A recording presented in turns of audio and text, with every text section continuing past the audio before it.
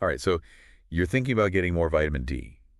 And you sent in this conversation between two friends, Alex and Jamie, about when's the best time to get out in the sun for that. Yeah, and they've got some interesting points to make. We can definitely help clear some of that up. For sure.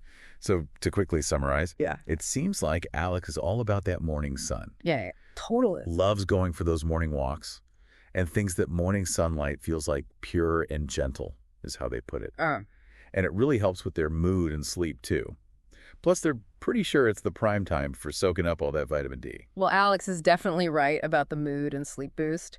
Morning sunlight is a total game changer when it comes to setting your circadian rhythm that's your body's own internal clock. See, so Alex is onto something there. But then we have Jamie, not quite convinced.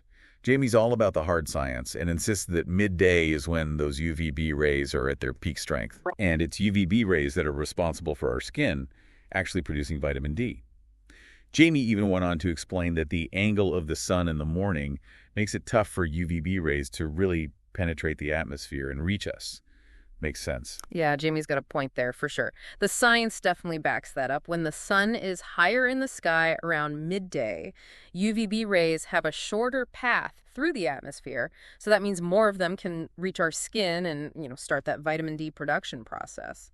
So, okay, if midday sun is the key to vitamin D, then what about all the worries about skin damage and sunburns? I know Alex was concerned about that. Oh, those concerns are completely valid, absolutely. But the key here is smart exposure, It's not about spending hours and hours just baking in the sun. Even just like 10 to 30 minutes of midday sun a few times a week can make a real difference in boosting your vitamin D levels. That makes a lot of sense. So it's not about completely avoiding the midday sun. It's more about being mindful and protecting your skin. Yeah. This is really starting to give us a clearer picture. What's interesting is how Alex and Jamie both had pieces of the puzzle. Right. Yeah, totally.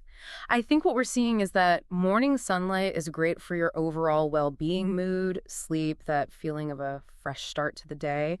But when you're looking to really maximize vitamin D production from sunlight, those midday UVB rays are where it's at. So to sum it all up, it's not an either-or situation. We've learned that both Alex and Jamie were right in their own ways. Morning sun for that boost to your overall well-being, and then a little bit of safe midday sun exposure for maximizing vitamin D. Right. I'm curious what everyone thinks after hearing this. Does this new understanding of sunlight and vitamin D change anything for you?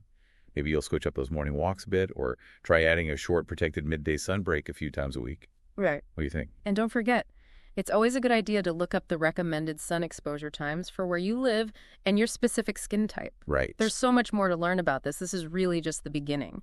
Definitely. Thanks for joining us for this deep dive. Absolutely.